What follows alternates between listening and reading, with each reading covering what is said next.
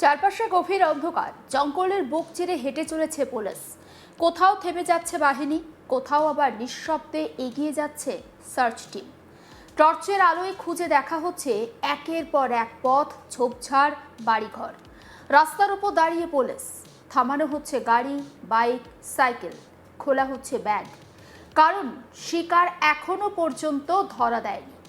একটা নামই এখন ঘুরছে পুলিশের মাথায়, আকাশ। একদিকে একের পর এক গ্রেপ্তারি, অন্যদিকে অস্ত্র উদ্ধারের চাঞ্চল্যকর তথ্য, আর সেই ফাঁকেই যেন আরও অন্ধকারের মধ্যে মিলিয়ে গিয়েছে মূল টার্গেট। জঙ্গলের অন্ধকারে কোথায় লুকিয়ে সে, কোন পথে চলছে তার স্কোয়াড, কারা দিচ্ছে আশ্রয়, আর নাশকতার ছক কি এখনো সক্রিয়? উত্তর খুঁজতে এবার জঙ্গল থেকে গ্রাম, সর্বত্র পুলিশের চোখ। রাত নামলেই আরও ঘন হচ্ছে নজরদারি। রাস্তা আটকে চলছে চেকিং, অচেনা মুখ দেখলেই জিজ্ঞাসাবাদ, ব্যাগ খুলে দেখা হচ্ছে। বাইক থেকে সাইকেল বাদ যাচ্ছে না কিছুই, যেন একটা অদৃশ্য শত্রুকে ঘিরে ফেলতে চারিদিক থেকে ধীরে ধীরে এগিয়ে আসছে নিরাপত্তা বাহিনী। আর এই গোটা অভিযানের নাম অপারেশন মিশন আকাশ। পুরুলিয়ার বান্দোয়ান থেকে শুরু করে ঝাড়খণ্ড লাগোয়া বিস্তীর্ণ এলাকা, জঙ্গল, পাহাড়, গ্রাম আর সীমান্তের করিডর জুড়ে এখন পুলিশের কড়া নজর। মাও দমনের স্পর্শকাতর এলাকাগুলিতে বাড়ানো হয়েছে তল্লাশি। অভিযানের আগে রাজ্য পুলিশের কুচিয়া শিবিরে পৌঁছে বাহিনীর সঙ্গে কথা বলেন বাঁকুড়া রেঞ্জের ডিআইজি অভিষেক মোদী। তার সঙ্গে ছিলেন পুরুলিয়ার পুলিশ সুপার কুমার সানি রাজ। সীমান্তের একাধিক গ্রাম ও জঙ্গল লাগোয়া এলাকা ঘুরে পরিস্থিতি খতিয়ে দেখেন আধিকারিকরা। শুধু অভিযান নয়, বাহিনীর মনোবল বাড়ানোর বার্তাও দেওয়া হয়। কারণ পুলিশের সামনে এখন একটাই লক্ষ্য, আকাশকে খুঁজে বের করা। অসীম মণ্ডল পুলিশের খাতায়, যার আরেক নাম আকাশ। মাওবাদী সংগঠনের কেন্দ্রীয় কমিটির নেতা হিসাবে যার নাম উঠে আসছে। পুলিশের দাবি, বেশ কিছুদিন ধরে জঙ্গল বদল করে নতুন করে সংগঠন গড়ে তোলার চেষ্টা করেছিল এই স্কোয়াড। আর সে কারণেই এবার শুধু জঙ্গল নয়, জঙ্গলের বাইরে থাকা জনবসতিকেও নজরদারির আওতায় আনা হয়েছে। এই বিষয়ে স্থানীয়রা কি বলছে, আসুন শোনাই আপনাদের।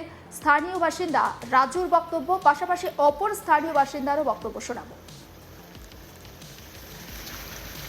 কোন গ্রাম? ঢোকাবে আর এই পেছনের যে পাহাড়টা, ঝাড়খণ্ড ঝাড়খণ্ডে কোন এলাকা? ডালাপানি।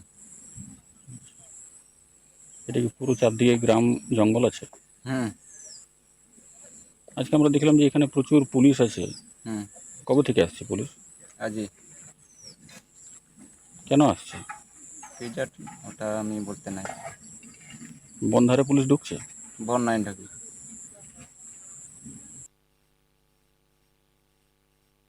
কোন গ্রাম আপনাদের? আর এই পাশাপাশি কোন গ্রাম আছে গ্রাম নাই, আপনাদের এই পেছনে? এই বন পায়রা আছে শুক্লারা, ওটা কি ঝাড়খণ্ড? ঝাড়খণ্ড।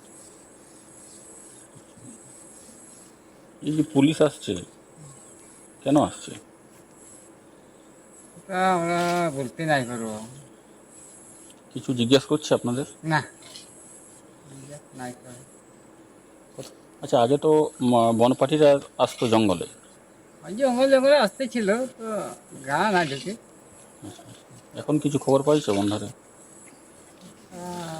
খবর নাই তো। এর মধ্যেই গত বুধবার ভোররাতে বড়সড় সাফল্য পায় ঝাড়খণ্ড পুলিশ এবং সরাইকেলা খরসুয়া জেলার কান্ডারা থানার উদয়পুর আর নিমডি থানার কান্দেরবেড়া এলাকা থেকে গ্রেপ্তার করা হয় তিনজনকে, মদন মাহাতো, সাগর সিং এবং মীরা পাহাড়িয়া। এরপর শুরু হয় জিজ্ঞাসাবাদ, আর সেই জিজ্ঞাসাবাদ থেকে সামনে আসে আরও চাঞ্চল্যকর তথ্য। ঝাড়খণ্ড পুলিশের দাবি, ধৃতদের কাছ থেকে পাওয়া তথ্যের ভিত্তিতে দলমা পাহাড়ের চান্ডিল থানার আসানবনি গ্রাম থেকে উদ্ধার হয় একটি ম্যাগাজিন ভর্তি ইনসাস রাইফেল। সঙ্গে পাওয়া যায় 208 রাউন্ড কার্তুজ।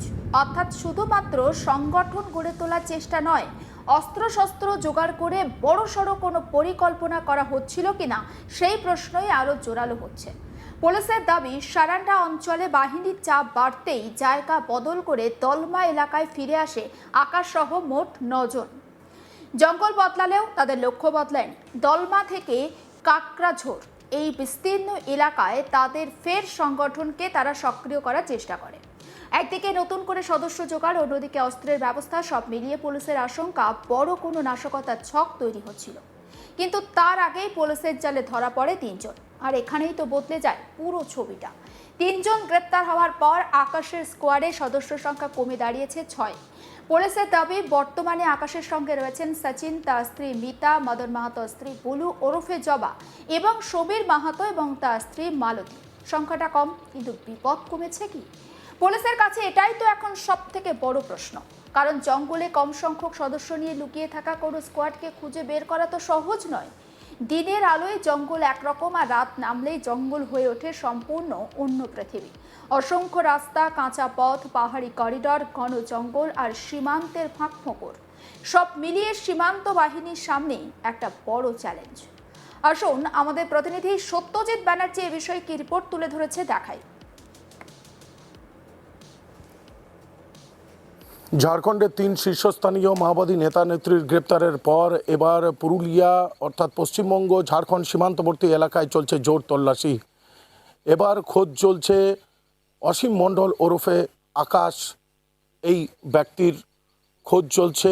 সূত্র মারফত জানা গেছে যে অসীম মণ্ডল ওরফে আকাশ তিনি কেন্দ্রীয় মাওবাদী কেন্দ্রীয় কমিটির সদস্য, এবং সূত্র মারফত যা খবর পাওয়া যাচ্ছে 6 জনের মাওবাদী স্কোয়াড এখনো পর্যন্ত রয়ে গেছে। নাশকতার ছক এড়াতে চলছে বাংলা এবং ঝাড়খণ্ডের সীমান্তবর্তী এলাকায় ছোট ছোট গ্রামগঞ্জ এবং পাহাড় জঙ্গলে জোর তল্লাশি।